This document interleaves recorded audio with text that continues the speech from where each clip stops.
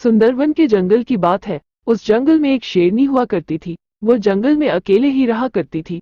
उसका पति बब्बर शेर उसे उस जंगल में अकेला छोड़कर बहुत दूर किसी दूसरे जंगल में चला गया था।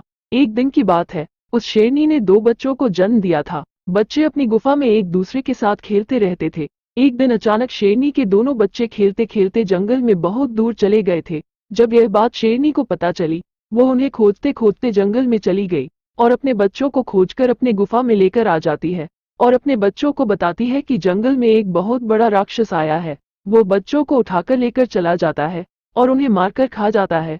इसीलिए आप लोगों को कभी भी बिना बताए जंगल में नहीं जाना है।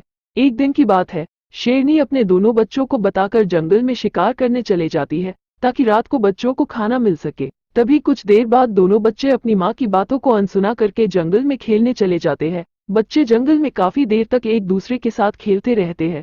तभी वहां पर वो खूंखार दरिंदा जानवर आ जाता है और शेरनी के दोनों बच्चों को डराने लगता है। दोनों बच्चे उस जानवर से काफी डर जाते हैं और अपने आप को इस दरिंदे के हवाले कर देते हैं।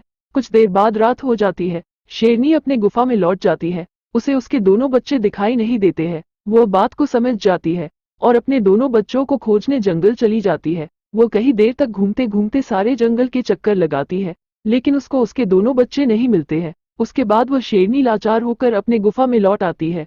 कुछ दिनों बाद शेरनी के बच्चों के गायब होने की खबर जंगल में आग की तरह फैल जाती है और यह बात शेरनी के पति बब्बर शेर को भी पता चल जाती है। इस खबर को सुनकर बब्बर शेर दौड़ा दौड़ा अपने जंगल में चला आता है और अपने गुफा पर लौट आता है। शेर अपने शेरनी को लेकर उस दरिंदे जानवर को खोजने चला जाता है। जंगल में कुछ देर तक घूमकर दोनों शेर और शेरनी उसके ठिकाने पर पहुंच जाते हैं। उसके ठिकाने पर उन दोनों को उसके बच्चे दिखाई देते हैं और वह दोनों बच्चे एक बड़े पिंजरे में कैद होते हैं। वो जानवर उन दोनों शेर और शेरनी को देख लेता है। बब्बर शेर अपने दोनों बच्चों को बचाने के लिए उस जानवर पर हमला कर देता है। उन दोनों के बीच काफी देर तक लड़ाई चालू रहती है।